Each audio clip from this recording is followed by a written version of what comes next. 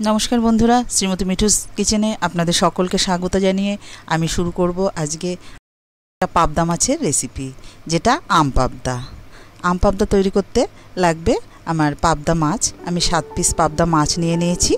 एटा माझारि साइजेर पाबदा माछ केटे धुए परिष्कार करे नियेछि।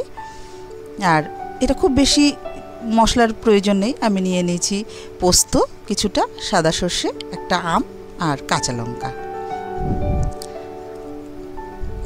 माछे एबार आमी लवण हलुद माखिए 10 मिनट ढेके राखबो। माछे लवण हलुद माखानो थाकले कि माछे लवणटा भितरे जाय एबं माछटा खाबार समय खूब टेस्ट लागे। एबार आमी एकटा मशलार पेस्ट तैरी करे नेब।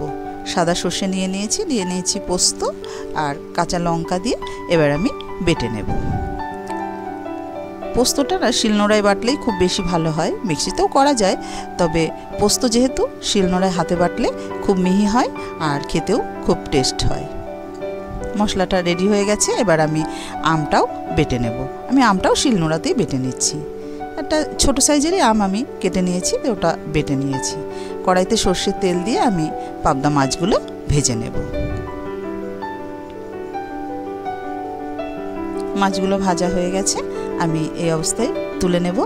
আর ওই তেলের মধ্যে এবার আমি ফোড়নে দিয়ে দেব কালো জিরে, একটা শুকনো লঙ্কা, একটা তেজপাতা। একটু নাড়াচাড়া দিয়ে নিয়ে এবার আমি বেটে রাখা মশলাটা ওর মধ্যে দিয়ে একটু কষিয়ে নেব।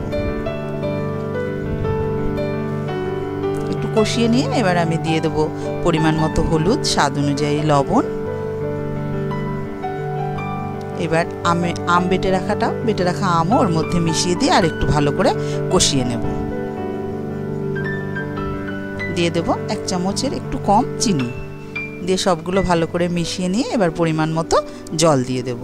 এটা হালকা একটু ঝোলঝোল হবে, আবার খুব বেশি পাতলা ঝোলও হবে না। সেই রকম পরিমাণ আমি জল দিয়ে 5 মিনিটের জন্য ফুটিয়ে নেব। 5 মিনিট হয়ে গেছে, ঝোলটা ফুটেও গেছে। ওর মধ্যে এবার ভেজে রাখা পাবদা মাছগুলো মিশিয়ে দেব। ভেজে রাখা মাছগুলো মিশিয়ে নাড়াচাড়া দিয়ে ঝোলের সঙ্গে আরও 5 মিনিট ফুটিয়ে নেব। 5 মিনিট হয়ে গেছে। ঝোলের মাছ যেহেতু একটু নরম হলে ভালো হয়, পাবদা মাছ এমনি তাড়াতাড়ি নরম হয়ে যায়, তো 5 মিনিটে নরম হয়ে গেছে। এবার আমি নাড়াচাড়া দিয়ে ঝোলটা নামিয়ে নেব। একদম রেডি আম পাবদা। গরম ভাতের সঙ্গে এই গ্রীষ্মের দুপুরে থাকলে কিন্তু অসাধারণ লাগে। একবার হলেও এইভাবে বানিয়ে খেয়ে দেখবেন বন্ধুরা। আর না খেলে তো বোঝা যায় না স্বাদ কেমন হয়, তাই বলছি একবার হলেও বানিয়ে এইভাবে তৈরি করে খেয়ে দেখবেন। আর আমার রান্নার পদ্ধতিটা যদি ভালো লাগে তাহলে একটা লাইক করে শেয়ার করবেন আর কমেন্ট করে জানাবেন। সাবস্ক্রাইব করে পাশে থাকার অনুরোধ রইল। আজ তাহলে এই পর্যন্তই। ভালো থাকবেন, সুস্থ থাকবেন।